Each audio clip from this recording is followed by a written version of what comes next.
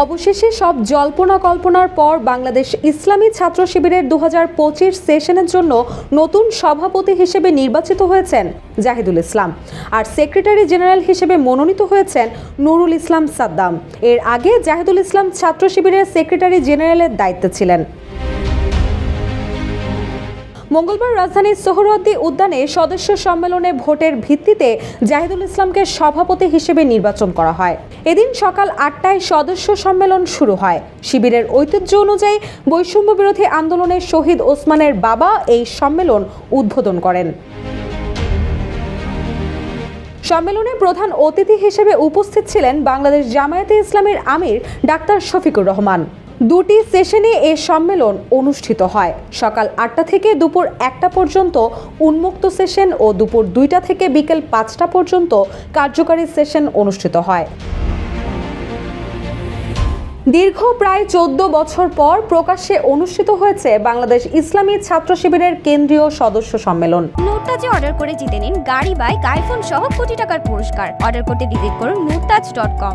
এতে সারা দেশ থেকে ছাত্র শিবিরের সদস্য পর্যায়ের জনশক্তি সরাসরি অংশ নিয়েছেন। 15 বছরের অধিক আওয়ামী শাসন পরবর্তী সময়ে প্রথমবারের মতো সোহরাওয়ার্দী উদ্যানে এ সম্মেলন অনুষ্ঠিত হয়েছে।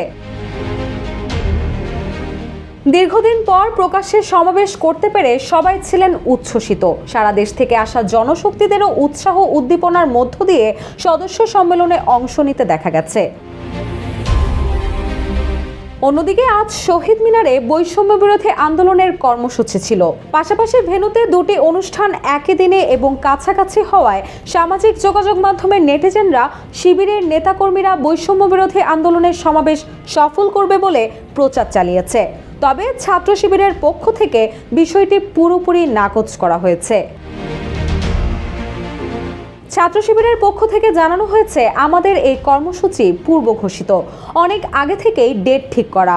আমাদের সম্মেলনের সঙ্গে বৈষম্য বিরোধীদের সমাবেশের কোনো সম্পর্ক থাকার প্রশ্নই আসে না।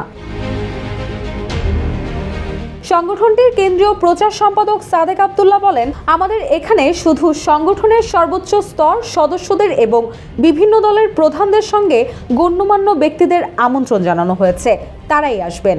সংগঠনের অন্য কর্মী, সমর্থক এমনকি সাথীরাও এই সম্মেলনে থাকবেন না।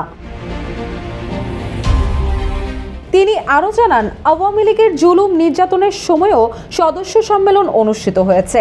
করোনাকালীন এবং অন্যান্য সময়ে অনলাইন হলেও এ সম্মেলন অনুষ্ঠিত হয়েছিল।